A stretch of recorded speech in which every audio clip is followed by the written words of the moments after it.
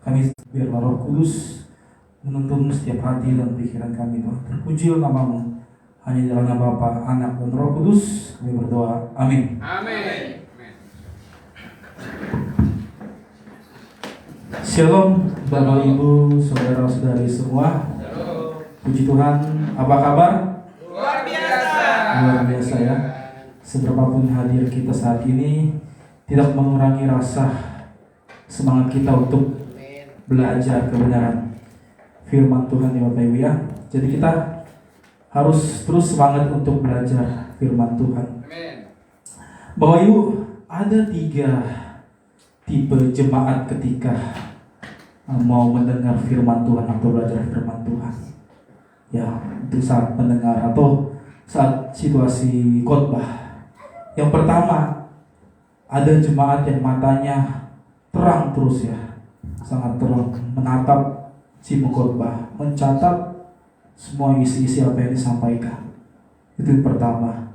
Yang kedua ya, ada jemaat yang matanya agak sayu, mungkin kecapean ya. Habis semalam kerja langsung ibadah, tapi tetap dia tetap semangat. Ya. Yang ketiga, ada jemaat saat mendengar firman Tuhan matanya tertutup ya. Artinya apa Bapak Ibu kalau tertutup? Dia sedang menunggu penglihatan rohani. Jadi dia dengar firman Tuhan sambil tutup, oh iya, ngangguk gitu. Iya, dia mengekspresikan. Jadi kalau ada saudara-saudara jemaat kita yang tertutup ya, itu lagi memahami, lagi menunggu penglihatan rohani. Ya. Bapak Ibu, hari ini kita akan belajar firman Tuhan ya dalam 1 Tesalonika 1 ayat 2 sampai 10 ya. Ini topik menjadi sangat penting karena menjadi pilar ya dan pondasi dalam kehidupan kekristenan kita, khususnya untuk melayani Tuhan ya.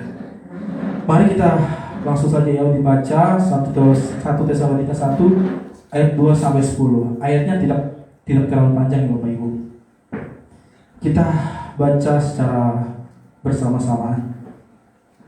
Sudah dapat semua? Ya.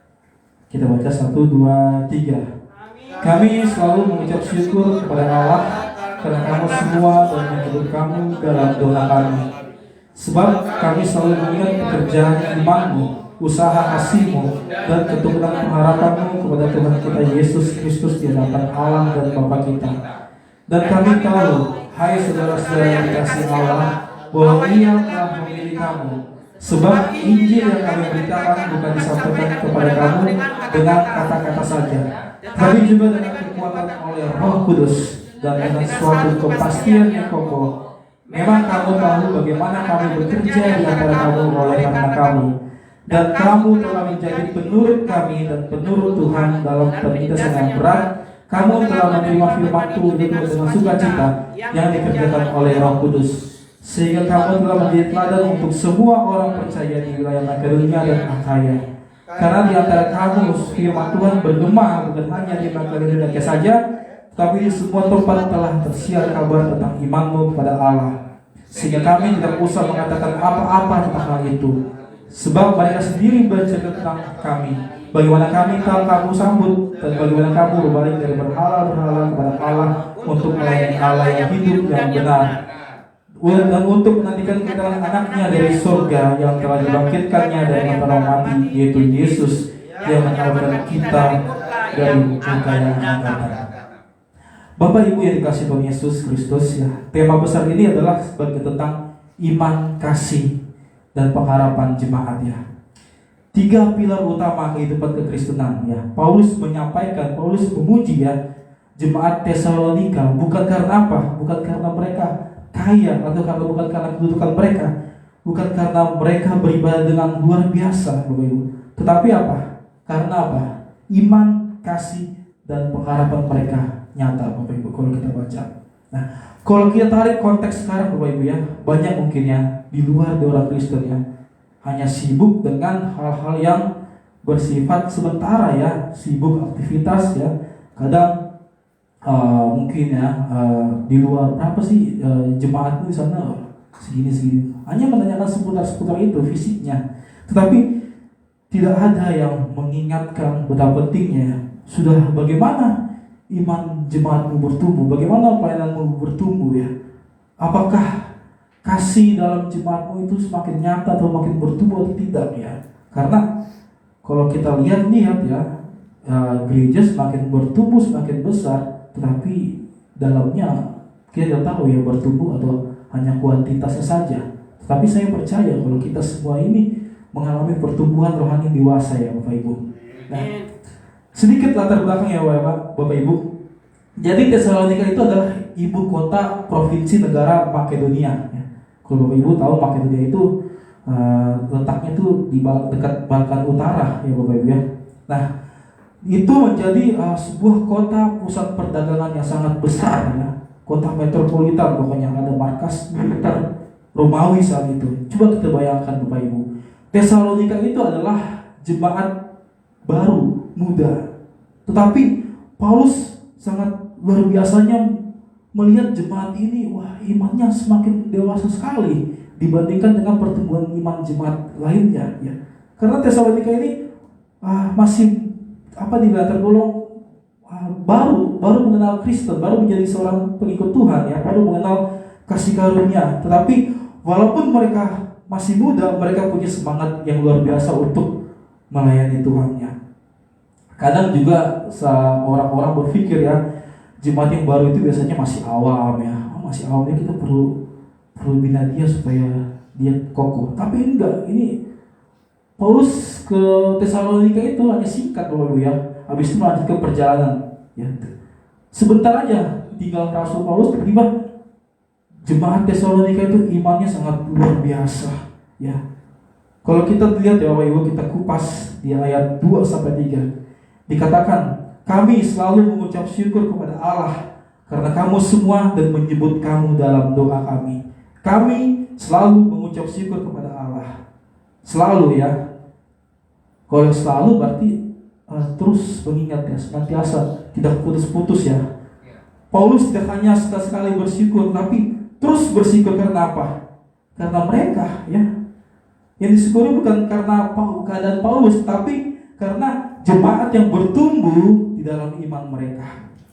Maka dikatakan karena kamu semua, aku bersyukur karena kamu.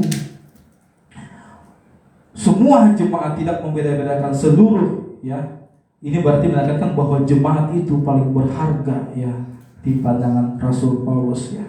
Dan menyebut kamu dalam doa kami. Apa arti menyebut Bapak Ibu? Kalau kita mengungkapkan kata menyebut, artinya apa Bapak Ibu? Kalau kita menyebut nama seseorang itu artinya apa Bapak Ibu secara perasaan? Ya. Misalnya seorang istri yang menyebut nama suaminya terus dalam setiap doanya. Artinya apa? Sayang ya. Sayang, peduli. Ada nggak di sini istri tidak menyebut nama suaminya? Kan nggak mungkin ya suami tidak menyebut nama istrinya setiap dalam doa ya.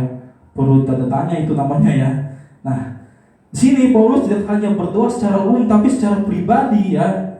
Jemaat ya, jemaat, nama-nama jemaat yang dia ucapkan ya. Ini juga kita sudah dilakukan ya, setiap doa syafaat satu teduh ya. Semua nama-nama jemaat disebutkan satu persatu didoakan. Wah, puji Tuhan sekali Bapak Ibu ya. Ini hal yang sangat luar biasa. Lalu di ayat 3, sebab kami selalu mengingat di hadapan Allah dan Bapa kita akan pekerjaan imanmu, usaha kasihmu, dan keturunan pengharapan dalam Yesus Kristus Tuhan kami. Sebab kami selalu mengingat di hadapan Allah dan Bapa kita. Terus ya, Rasul Paulus mengingat terus para jemaat saat itu Bapak Ibu, dan mendoakan mereka. Ya, bukan hanya sekedar rutinitas saja, tapi karena benar-benar Rasul Paulus itu mengasihi jemaatnya. Demikian juga jemaatnya juga mengasihi Rasul Paulus ya. Akan pekerjaan imanmu ya, pekerjaan imanmu. Nah, Bapak Ibu, apa arti iman sebenarnya? Tadi Pak Pendeta Pardosi menjelaskan sedikit menyinggung tentang iman. Apa sebenarnya iman itu? Iman. Ada tahu arti iman? Percaya. Hanya percaya, iman kan? Percaya. Apa arti sebenarnya iman? Bagaimana seorang melihat kita itu kalau kita itu orang beriman? Coba, bagaimana kita, apakah iman itu bisa dilihat, dirasakan nggak Bapak Ibu? iman itu? Ada yang iya atau tidak? Apakah iman itu bisa dilihat atau hanya sekedar di mulut saja dan di pikiran? Nah, itu sebenarnya menjadi pertanyaannya. Sedangkan di dalam 1 Tesalonika 1:3 tentang pekerjaan imanmu. Apa itu pekerjaan imanmu? Ya. Kalau kita lihat Bapak Ibu di dalam teks bahasa asli Yunani, egon pisteos, artinya apa? Iman yang aktif, gak pasif. Iman yang aktif, iman yang hidup, yang bekerja. Ya. Bukan hanya sekedar simbol saja, aku percaya Yesus Tuhan, sudah selesai. Oke, ya, oke sih, kalau itu sih, ya oke saja ya. Kalau dalam bahasa Inggrisnya faith, ya percaya, keyakinan.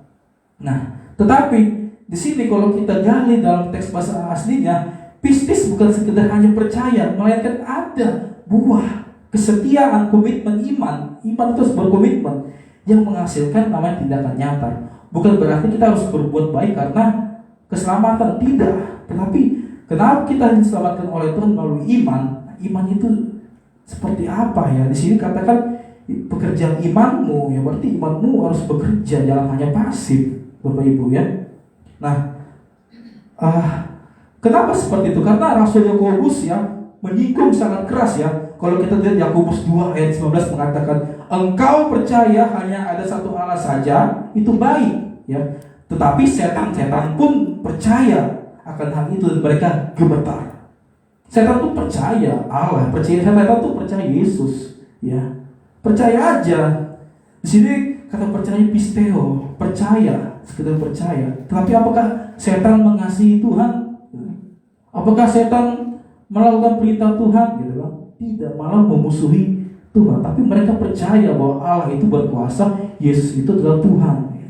Makanya dikatakan hal itu mereka gemetar. Jadi artinya apa Bapak Ibu? Ya, kalau iman hanya didefinisikan sebagai percaya bahwa Allah itu ada, ya, maka tidak lebih baik daripada si jahat, si setan ya. Mereka percaya bahkan lebih sadar tentang realita Allah daripada manusia ya.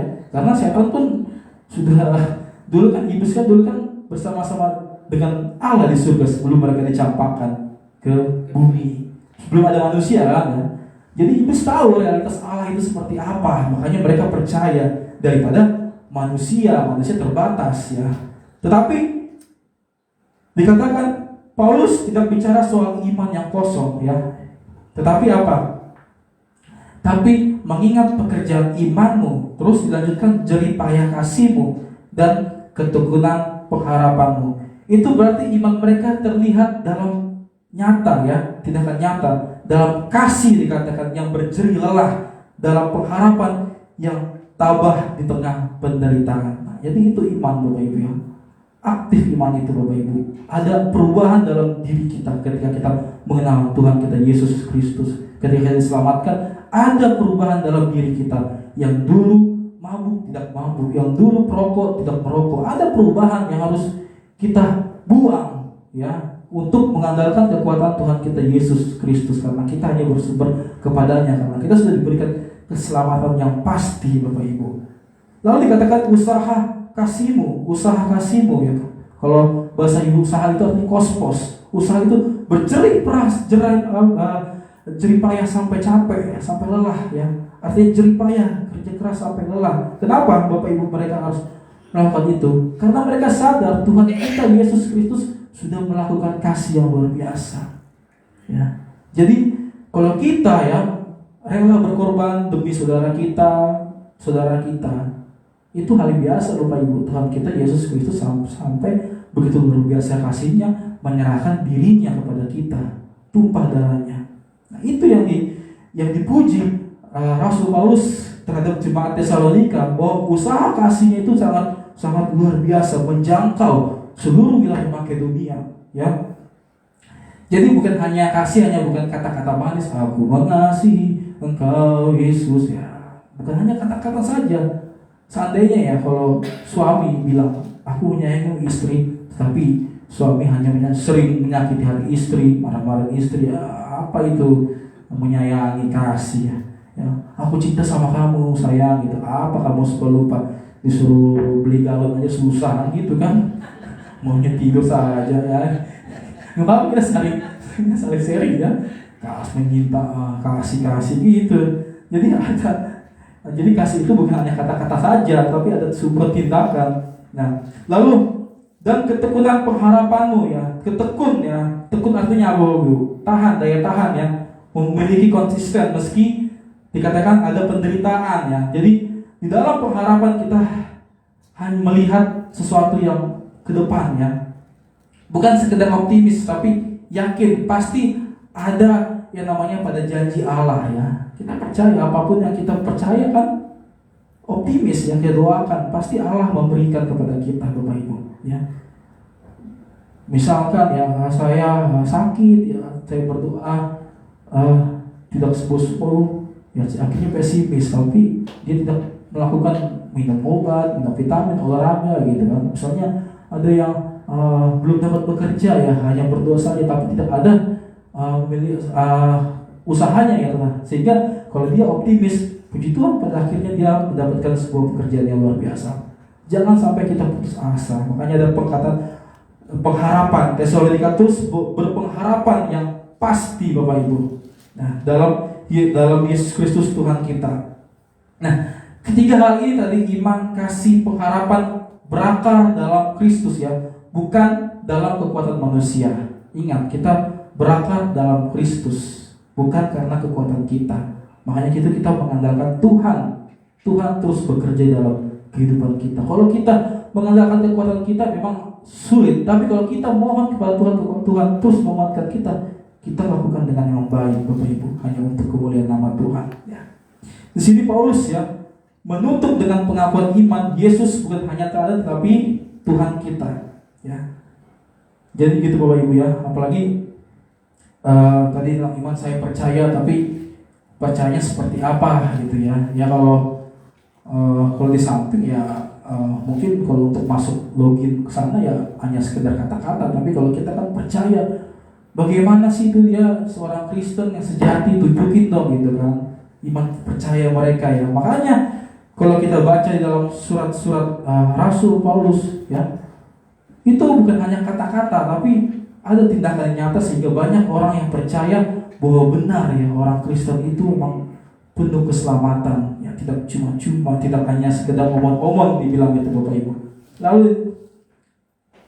Lalu di ayat 4-5 ya, Paulus berkata, kami tahu hai saudara-saudara yang dikasihi Allah bahwa Ia telah memilih kamu, sebab Injil yang kami beritakan tidak datang kepadamu hanya dengan kata-kata, tetapi dengan kuasa, dengan Roh Kudus, dan dengan kepastian yang kokoh. Kata memilih ini berarti merujuk kepada anugerah Allah yang telah mendahului kita.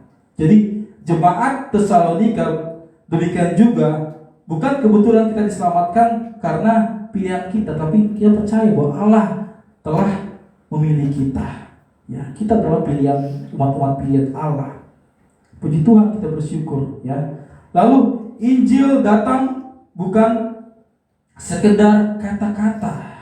Memang benar, Injil datang bukan sekedar kata-kata, bukan sekedar teori, tetapi dengan kuasa Roh Kudus.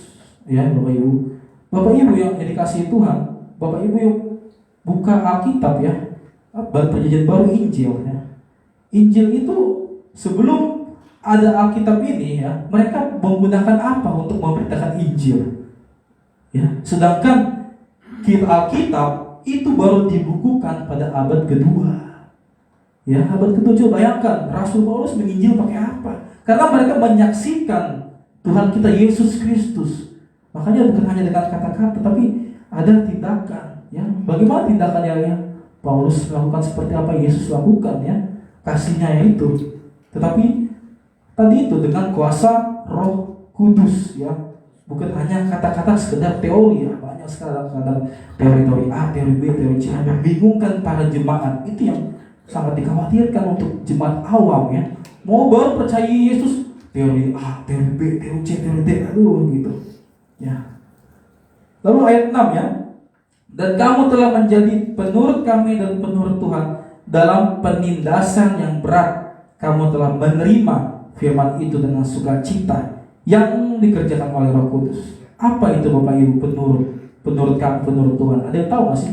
Bahasanya apa sih penurut kami dan penurut Tuhan? Karena saya baru dengar penurut, coba kita analogikan. Penurut. Ada yang tahu Bapak Ibu penurut itu apa? Hanya nurut, patuh, taat gitu. Taat ke apa tuh? Perintah yang mana? Perintah Tuhan yang mana gitu? Taat yang mana kan? Penurut. Nah, bingung kan?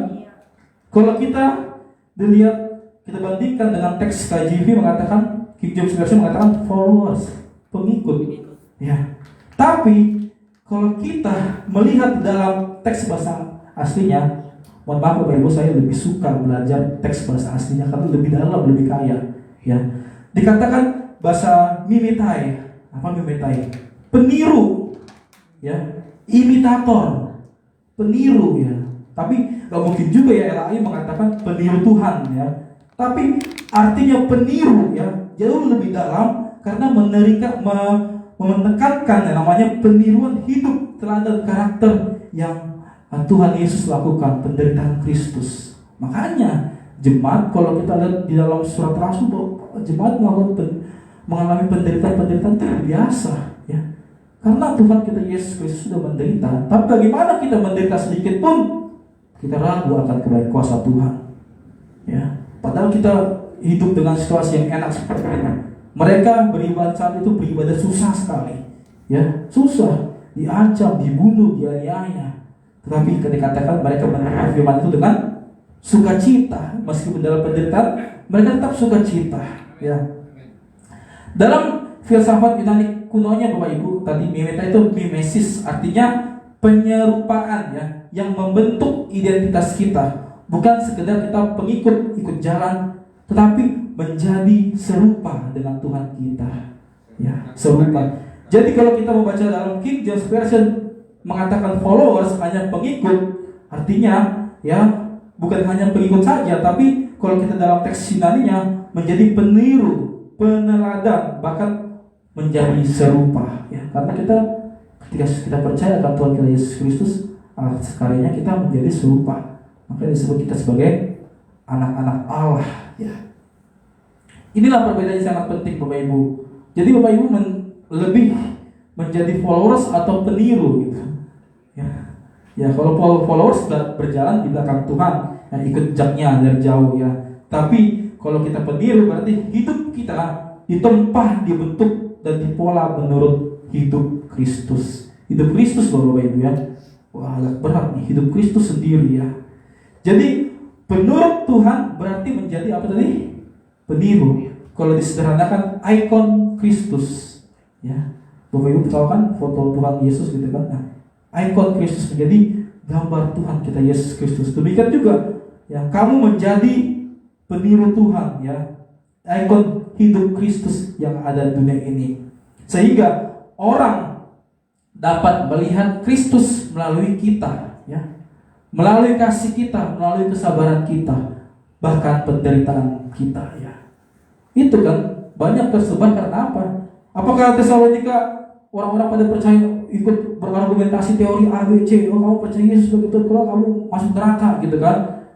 Kalau gitu bisa dipenggal, dihabisin semuanya. Apalagi saat itu orang Romawi galak banget sama orang Kristen. Tapi ketika orang Romawi melihat orang Kristen, oh iya, saya bisa melihat Yesus mereka. Percaya, makanya tersebar iman mereka, bergema.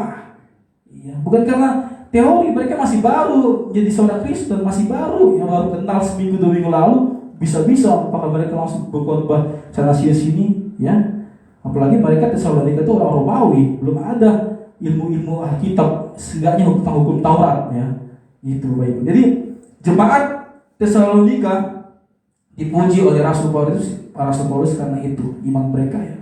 Mereka dipuji justru karena dalam penindasan yang berat mereka tetap menerima firman dengan sukacita ya.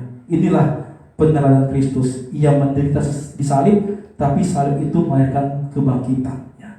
Maka menjadi penurut Tuhan atau menjadi peniru Tuhan bukan hanya soal moral yang baik ya.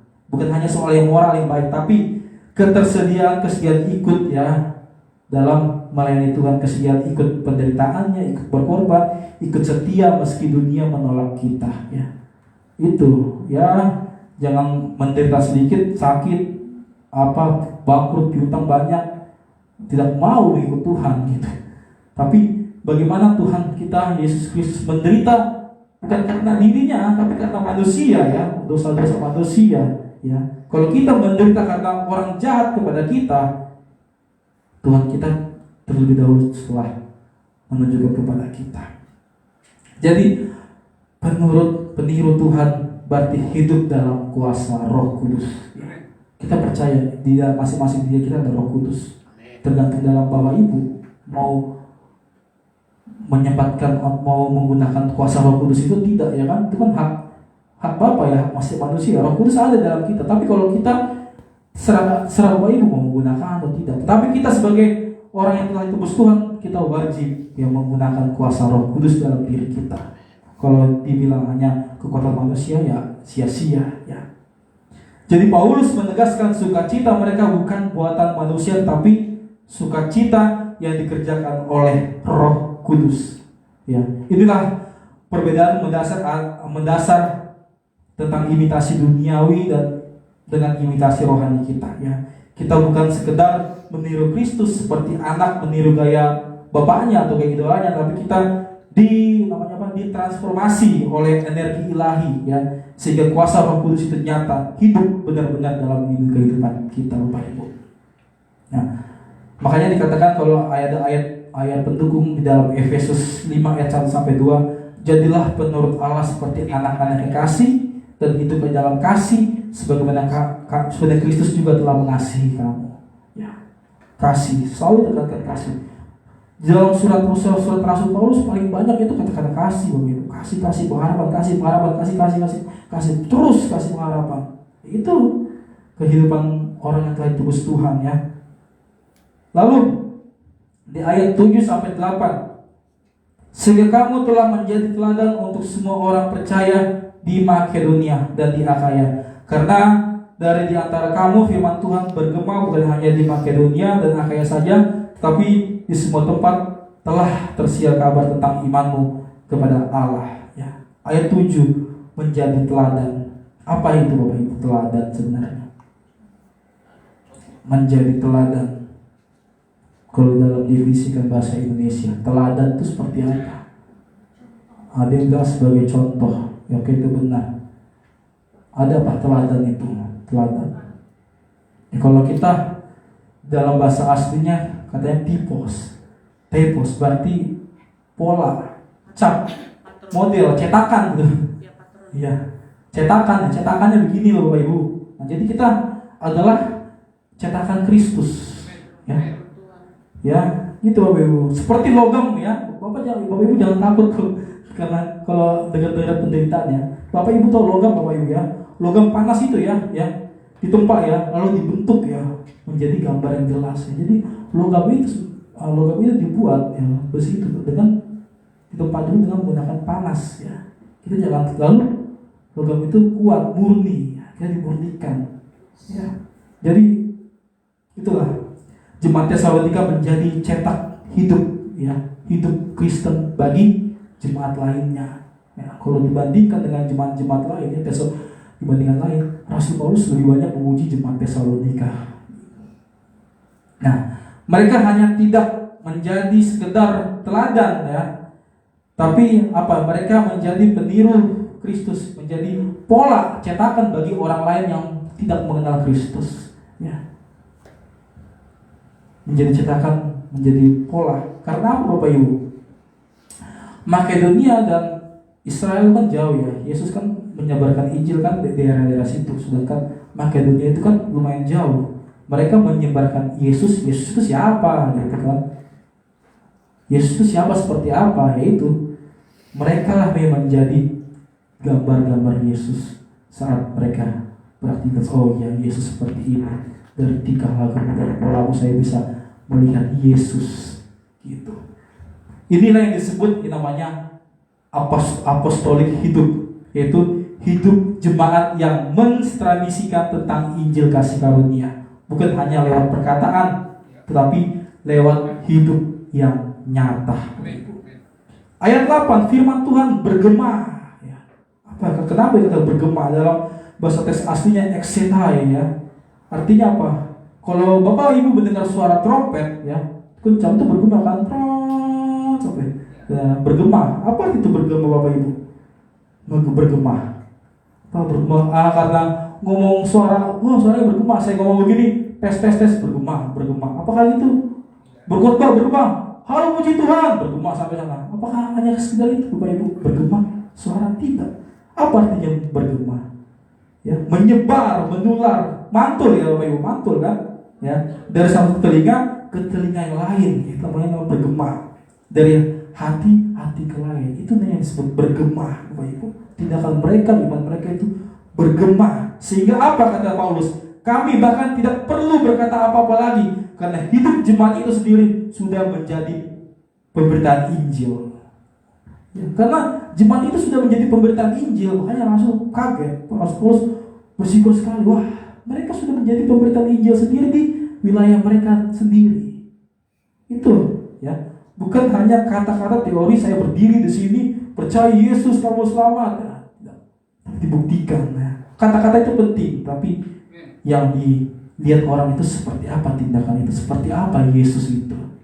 Bapak Ibu kalau misalnya menginjil di daerah-daerah pelosok, saya mau berkata Yesus itu siapa? Yesus itu siapa? Nggak tahu ya. Jadi Bapak Ibu, ilustrasinya Bapak Ibu ya, kita pasti tahu ya. Misalnya ya istri tahu ya, suami sabar ya. Suami saya ngomong sama tetangga atau teman-temannya, si suami saya sabar di rumah ya. Itu menjadi kesaksian ya, pemberitaan yang baik. Suami mau sabar dia, meskipun saya marah-marah tetap sabar, tetap mengasihi ya. Demikian juga suami istri saya juga, wah luar biasa sabar, ulet, melayani suami ya. Itu menjadi kesaksian yang nyata ya Bapak Ibu ya. Nah itu yang disaksikan, ada perubahan gaya hidup seseorang ya, sehingga orang lain tadi dapat membaca firman yang hidup lewat diri kita ya. Bukan ini bacalah kitab gitu kan. Kalau di zaman dulu di abad 2 sebelum ada Alkitab yang dibukukan ini, mereka mengabarkan Injil pakai apa? Ya kita buka dulu Efesus 2 ayat. Tidak Bapak Ibu ya. Alkitab ini baru dibukukan abad 2 sampai abad 3. Butuh 100-200 tahun untuk menyempurnakan Alkitab. Iya. Ada lisan mereka, ada gaya hidup mereka menjadi Injil itu sendiri. Bukan hanya kata-kata, hanya surat. Kalau seandainya Alkitab dimusnahkan bagaimana? Siapa yang bisa? Bagaimana Bapak Ibu? Siapa yang tahu meneladani Kristus? Misalkan Alkitab dimusnahkan ini ya. Apakah Injil berhenti? Tidak. Injil bukan kertas itu ya. Tuhan Yesus juga memberitakan Injil kan dengan dirinya dia sendiri ya. Bukan datang Tuhan Yesus berkhotbah, mari kita buka di Mazmur 12 ayat 8. Tidak, tapi dirinya yang menjadi Injil. Orang buta bagaimana bisa melihat, membaca? Hanya mendengar sabda Yesus. Bagaimana orang yang tuli bisa mendengar khotbah? Bagaimana? Ya melihat tindakannya. Bagaimana orang yang bisu bisa melihat dan mempercayai dengan Injil? Yaitu dengan tindakan yang nyata. Saya mengambil ilustrasi kemarin saya baca ya penginjilan Tanah Batak. Ya mungkin Bapak Ibu tahu ya kisah Tanah Batak bagaimana menjadi seorang bangsa Batak menjadi orang Kristen. Dulu kan penyembah asing, penyembah berhala ya. Opung Mula Jambolon ya. Berapa kali penginjilan ke sana Bapak Ibu? Banyak Bapak Ibu, tapi sejarah mencatat ada 3 kali.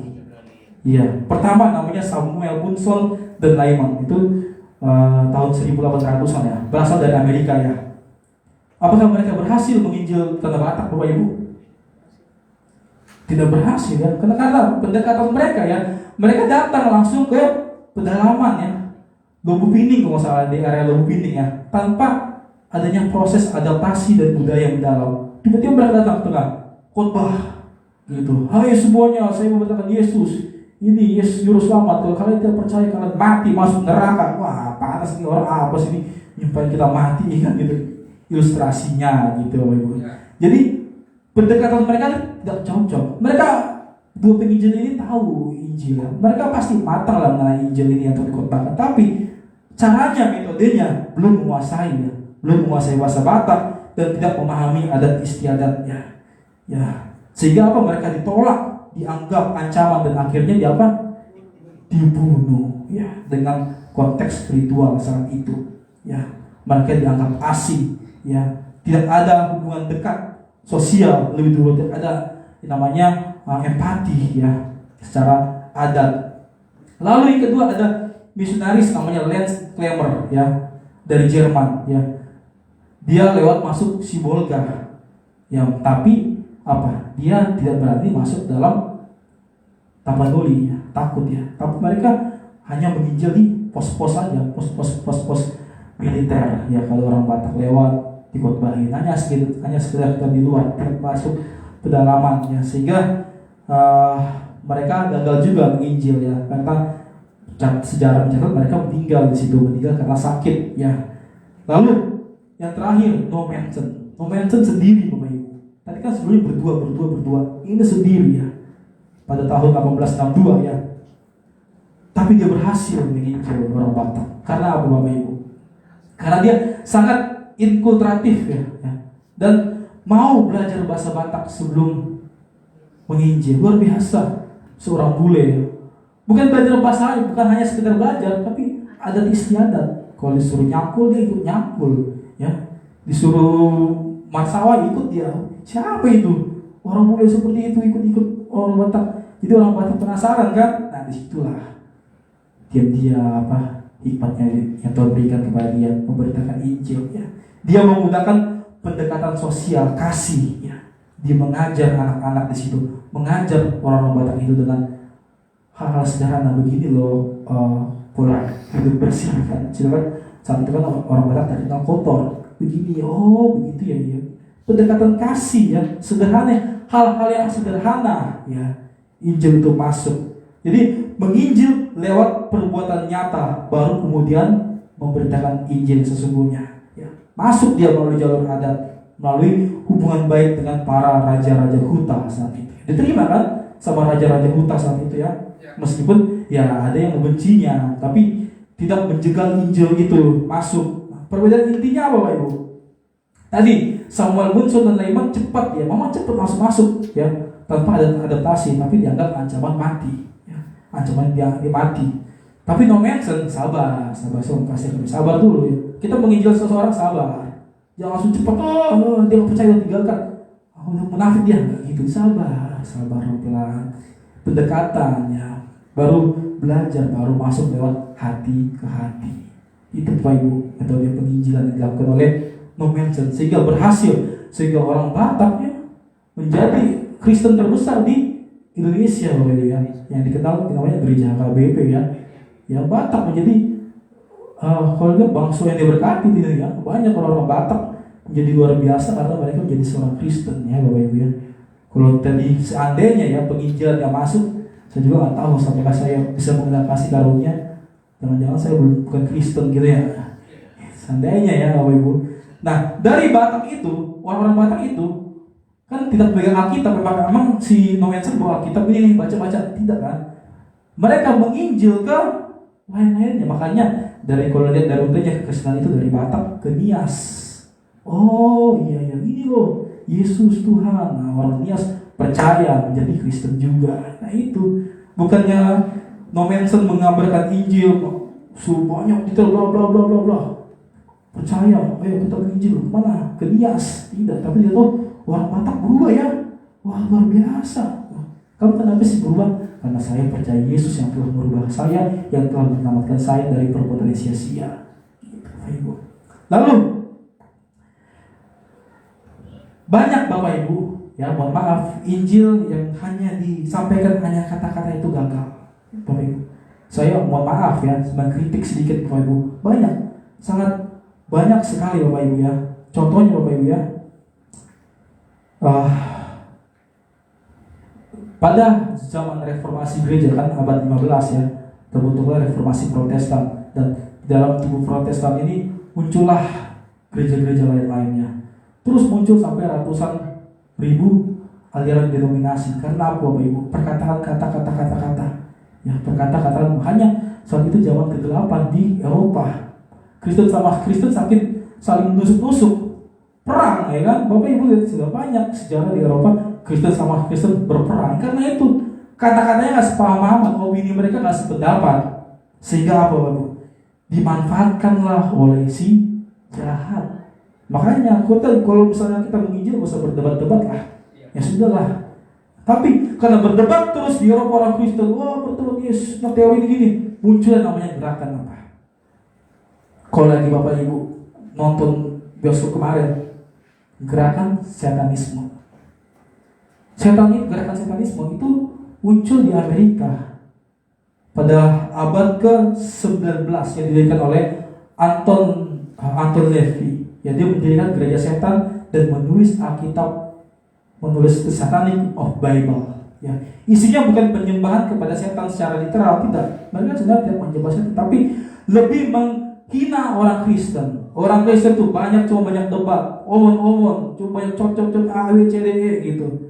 Ya, sehingga apa? Itu menjadi simbol pemberontakan. Jadi Bapak Ibu, gerakan satanisme itu muncul gara-gara yaitu penginjilan, hanya kata-kata berdebat, orang Kristen saling memusuhi. Ini secara jujur ya, kalau kita buka sejarah ya, saling berperang ada banyak ya. Sehingga apa itu dimanfaatkan oleh si jahat ya. Hanya omong-omong teologis ya bisa membuat orang kecewa Bapak Ibu ya. Hanya omong-omong teologis hanya bisa membuat orang kecewa ya. Di situ lahir ruang kosong yang diisi nama oleh gerakan pemberontakan, yaitu tadi satanisme, okultisme, apalagi LGBTQ, hedonisme ya.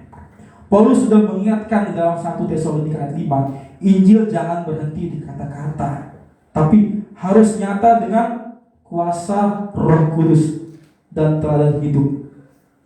Kalau Injil kita hanya berhenti di debat, filsafat atau status rohani, orang di luar akan melihat itu sebagai keyakinan omong-omong. Ya, tahu kan Bapak Ibu, omong-omong yang ngomong doang gitu. Inilah celah di mana iblis ya masuk menawarkan jalan yang disebut antikristus yang tampak lebih berani dan bebas. Ya, secara jujur Bapak Ibu ya, gerakan itu muncul karena akibat itu. Tapi kalau Injil hadir dengan kuasa kasih nyata ya, dengan teladan hidup, orang tidak akan lari dari kegelapan. Sebab terang Kristus cukup bagi mereka. Ya, makanya kita yang mempercayai bahwa Injil itu harus dihidupi dalam diri kita, Bapak Ibu. Kalau hanya sekedar di otak, di pikiran, itu bukan Injil, hanya sekedar pengetahuan dan filsafat saja ya. Bapak Ibu juga bisa belajar di ilmu perbandingan agama, ya. Tapi bukan itulah intisari dari Injil. Kita sering kali berdebat tentang teori lah. Tadi yang disinggung Pak Pendeta Bardosi, teori rapture, ya kan? Coba tadi bilang 24 September terlewat, jemaatnya kecewa nggak? Mana itu kata 24 September pengangkatan? Kecewa nggak tuh jemaat? Ya? Kalau imannya nggak dewasa, ya masih bertahan. Tapi kalau imannya nggak dewasa, ya tidak mengikuti. Nggak percaya saya ajaran Kristus itu. Kenapa? Omong-omong. Rapture pengangkatan dari tahun 1988 pengangkatan, tahun 2000 pengangkatan, tahun 2002 terus pengangkatan, tahun 2012 pengangkatan, 2025 pengangkatan, nanti ada prediksi tahun 2030 pengangkatan, terus pengangkatan. Bapak Ibu, saya tekankan, saya bukannya anti teori rapture. Rapture bukan menjadi intisari Injil, ya, bukan intisari menjadi Injil. Ya, kalau Bapak Ibu mau pelajari, ya, rapture itu bukan menjadi intisari Injil, intisari keyakinan kita. Karena kita Injil itu apa? Yesus yang mati, yang bangkit, yang hidup, yang memberikan keselamatan kepada kita. Titik. Makanya Injil. Ya, rapture itu ya teori. Secara jujur, itu dikumpulkan oleh John Nelson Darby di abad 18. Menulis teori. Dan itu teorinya belum final sampai sekarang, Bapak Ibu. Makanya banyak teori rapture versi A, versi B. Kalau Bapak Ibu bisa menemukan orang-orang itu berbeda, bisa saya datangkan. Oke, kamu diskusi di rapture tak A, B. Makanya sampai difilmkan, dibuat novelnya Bapak Ibu. Ya, difilmkan Left Behind. Tiba-tiba menghilang, orang pilot lagi mau pesawat, pilotnya hilang, pesawat jatuh, gitu. Orang lagi bawa mobil, nyanyi ya, hilang dia, mobilnya hancur. Jadi kekacauan di dunia gitu. Makanya difilmkan menjadi novel, semacam film legenda ya. Tapi kembali kita, intisari kita Injil sejati yang menguatkan kepada kita, sehingga kita tidak ditipu dengan orang-orang tadi yang sebenarnya pengangkatan lah apalah ya. Karena tujuan kita ya kita hidup bersama Kristus di surga nanti. Ya, kita berserah kepada kehendak Allah ya. Makanya dikatakan ayat 9 sampai 10, sebab mereka sendiri bercerita tentang kami, bagaimana kamu sambut dan bagaimana kamu berbalik dari berhala-hala kepada Allah untuk melayani Allah yang hidup dan benar. Sebab mereka sendiri katanya bercerita tentang kami. Siapa mereka? Siapa sih yang mereka ini? Orang-orang sana ya. Mereka di sini adalah orang-orang Tesalonika ya, khususnya daerah Makedonia dan Akaya ya. Sehingga Paulus menulis bahwa kesaksian jemaat Tesalonika itu begitu kuat sehingga berita tentang iman mereka menyebar bahkan sebelum Paulus sendiri sempat menceritakannya. Pas Paulus sampai, wah, jemaatmu seperti ini, Rasul Paulus begini kok. Jadi mereka sendiri yang bercerita, orang-orang di sana bercerita tentang imannya mereka itu, ya. Di dalam bahasa Yunani-nya itu tentang memberitakan, bukan hanya sekedar cerita, memberitakan. Jadi orang-orang di luar sana memberitakan tentang jemaat Tesalonika ini, ya, menjadi kesaksian hidup jemaat yang begitu luas, yang menjadi berita publik saat itu, makanya menggema sampai seluruh orang percaya. Bagaimana kamu sambut ya? Kami sambut. Bapak Ibu ya, Tesalonika ini sebenarnya kalau kita pelajari bukan kota yang ramah terhadap Injil, Bapak Ibu ya. Itu kehidupan Romawi, penyembahan berhala ya, dewa-dewa, keyakinan Yunani ya. Kalau Bapak Ibu lihat di dalam kisah para Rasul 17 ayat 59 itu Pak Rasul Paulus pernah diusir massa. Pas masuk Tesalonika diusir karena emang gak ramah. Tapi jemaat menerima mereka dengan kasih meskipun penuh risiko. Nah, ketika Rasul Paulus melihat loh, kok Tesalonika ini jadi ramah ya? Karena ada orang Kristen itu yang sudah percayakan Yesus yang tadinya tidak ramah menjadi ramah ya. Inilah iman yang menunjukkan yang rela ya, menunjukkan kasih, usaha kasih mereka. Nah, dikatakan dan bagaimana kamu berbalik dari berhala kepada Allah ya. Berbalik berarti putar arah ya. Ya, berbalik dari dulu penyembah berhala menjadi penyembah Allah yang hidup ya. Yang dulu penyembah ilusi kosong, ini menyembah Allah yang benar ya. Lalu untuk melayani Allah yang hidup dan benar ya. Kata melayani di sini berarti kita tahu ya, melayani berarti harus sebetulnya mengabdi ya. Jangan ada yang melayani ya, kita mengabdi, penuh pengabdian kepada siapa yang kita layani ya. Bukan hanya sekedar ya melayani, tapi tidak ada yang namanya pengabdian yang penuh kepada Tuhan ya. Kalau hati kita keras, sombong, ego, apakah apa itu disebut melayani? Kan tidak ya Bapak Ibu ya. Kalau melayani berarti kita harus menghamba ya, pengabdian tulus kepada siapa yang kita layani ya. Sehingga pesan menjadi pesan untuk kita ya. Ketika kita sudah diselamatkan, kita semua diselamatkan ya, bukan hanya meninggalkan yang namanya dosa, tapi menghilangkan yang namanya tadi pemberhalaan ya. Kalau era modern ini pemberhalaan itu apa? Soalnya tentang hawa nafsu ya, jadi pemberhalaan ya, egoisme, kemudian jadi uang, status ya.